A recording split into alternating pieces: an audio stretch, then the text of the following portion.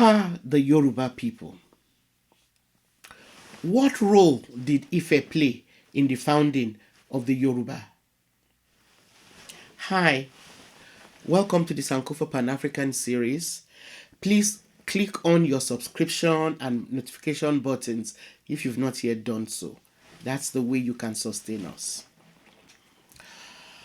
Now, our focus today is Ife civilization. However, it is impossible to attempt the discussion of the history of Ife without first examining who and how the ethnic group known as the Yoruba came to be constituted. In Africa, the Yoruba people can be predominantly found in West Africa. The area which they occupy in West Africa spans the modern day countries of Nigeria, Togo, and Benin. Due to this transatlantic slave trade, however, Yoruba people from Nigeria and Benin were forcibly transported to the Americas as slaves. The Americas and the Caribbean as slaves. So some groups of such people were able to retain their religion and culture, which have since been spread across many borders and can be found thriving in places like Trinidad, Cuba, St. Lucia, Brazil, Guyana, Haiti, Jamaica, to name just a few. Historical evidence points to the fact that as of the 7th century BC, the peoples who are now known as the Yoruba were not initially known by that name or any other single group name. Though they shared a common culture, ethnicity, and close variants of the same language. By the 8th century AD, Ile-Ife was already a powerful kingdom, one of the earliest in Africa south of the Sahara. Almost all Yoruba groups trace their origin to princes of Ile-Ife. As such, Ife continues to be the cultural and spiritual homeland of all Yoruba people. Archaeologically, the settlement of Ife has been dated to the 4th century BC. There is also evidence of urban structures pointing to substantial settlements appearing around the 12th and 14th centuries AD. All the kings or Oni, the kings of Ife, actually known as Oni of Ife, claim direct descendant from Oduduwa. The primordial history of the group, now known as Yoruba, proves difficult to piece together because it is based largely on oral traditions and legends.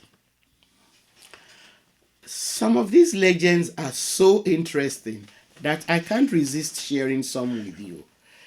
Let me start with my favorite. It is believed that Olodumare, or the Supreme God, also known as Olorun, Oluorun, ordered a deity called Obatala to create the earth. But on Obatala's way to create the earth, he discovered palm wine, that deliciously intoxicating nectar of the palm tree. Obatala enjoyed this first taste of palm wine and became intoxicated. Therefore, his younger brother, Oduduwa, who was sent along with him, took over the 3 items of creation which Olodumare had given Obatala from him. Oduwa then climbed down from the heavens on a chain and threw a handful of earth on the ocean because the earth was all water at the time. Next, he put a cockerel on the land which was created after he poured the sand on the ocean, so that the cockerel would spread the earth, thus creating the land on which Ile-Ife would be built. As the creator of the earth, Oòduà became the first divine king or Oni of Ife, while Obatala is believed to have created the first human beings out of clay. The name Ife in Yoruba has been translated by some to mean expansion. Expansion. Ile-Ife therefore refers to the myth of origin, meaning the land of expansion. Like I explained, the history of how Ile-Ife grew into a great civilization is a complex one because it is so deeply steeped in rich mythology. According to another myth, which also seems to be favored by most Yoruba people, is that the widespread ethnic group who are now known as the Yoruba are all descendants of the lineage of Lamurudu. They believe that Ife was founded by Oòduà, who was the son of Lamurudu. He is believed to have migrated. Oòduà is believed to have migrated from a place which is sometimes located somewhere around Egypt, and which some have also even located as far away as somewhere in the Middle East. This narrative of immigrant founding lineage in Ile-Ife was very prominent in the 20th century. And then, contrary to this perspective, other scholars have argued that while Oòduà migrated from an as yet to be identified place, he and his entourage met a pre-existing group already living in Ile-Ife. As such, according to Akinjogmi, Oòduà met with strong opposition and had to struggle with the pre-existing group for supremacy. It is believed that through a battle with the pre-existing group, Oòduà and his entourage gained control of Ile-Ife's economic and political institutions. He then became the founder of the first Ile-Ife dynasty. It is important to note that the recurring point in these scholars' arguments is the constant reference to Ile-Ife as a cradle of Yoruba origin and the spiritual birthplace of all the Yoruba. Ile-Ife has thus been regarded as the oldest existing dynasty in Yoruba land. And according to Adediran, it is significant as a symbol of political and traditional authority in the history of the Yoruba. Oduduwa is linked to the emergence of a centralized political system in Ile-Ife. This became a central political system in the area now known as Yoruba land and remained thus until the 1900s. Ile-Ife was not just the cradle for political evolution in Yoruba land. There are other aspects in Yoruba history like economics, religious, and social institutions pioneered by the city-state of Ife. Unfortunately, we still know little about how the early Oni of Ife exercised power or how their territory was administered or precisely when the dynasty started. What we do know is that the landscape out of which Ife and other Yoruba groups like the Oyo and even the Edo, who are closely related to the Yorubas, emerged, consisted of a mixture of tropical forests and savanna land with very fertile soil and a favorable amount of rainfall. Now, this rich landscape gave rise to the success and wealth of Ife Kingdom because it enhanced the ability to provide food with very little effort. This meant that labor then could be directed into creating great works of art, some of which were used for ritual and religious purposes, as well as the celebration of royalty. As such, over time, the Ife produced a wide range of objects made out of bronze, brass, copper, wood, ceramic, and ivory.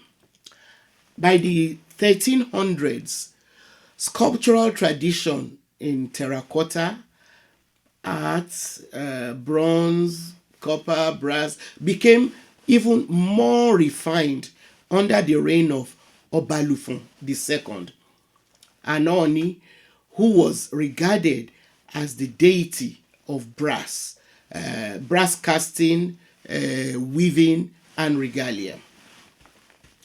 The religious dimension of Ilefe was what formed the basis for gods and deities of a Yoruba land. According to Adediro, religious cults were components that provided checks and balances to the political system. Olukwono, another historian, also describes Ile-Ife as home to over 201 gods, or the city of 201 gods. The Yoruba take pride in this multiplicity of gods and deities. Now, concerning leisure, arts, and culture, pottery making and sculpture became the basis for the socioeconomic life of Ile-Ife. Between 700 and 800 AD, Ile-Ife began to develop into a major artistic center. But by the 12th century, several artists emerged to engage in creating bronze, stone, and terracotta sculptures. The artists were specializing in clay, ceramic, stone, terracotta, heads, copper. They were also using copper alloy, bronze to make bronze ornaments. The heads of rulers and deities were also sculpted in bronze. Art discovered in the kingdom of Ife so far includes terracotta and bronze heads and busts, stone sculptures, stools, and religious pieces carved in quartz, and monumental granite monoliths. An example is the Okpa Oromiyan or Oromiyan staff, which is so tall because Oroyan was supposed to be a giant. We'll learn more about Oroyan when we're talking about Oyo Empire as well as the Benin Empire. There are also other statues of humans and animals that have been found. Although the early period witnessed how Ile-Ife developed as a world-class artistic center, the artistic production began to depreciate around the 1500s due to the later emergence of other kingdoms and empires. The Oyo Empire and the Benin Empire became politically powerful and wealthy. Hence, displacing the monopoly of power enjoyed by Ile-Ife for a long time.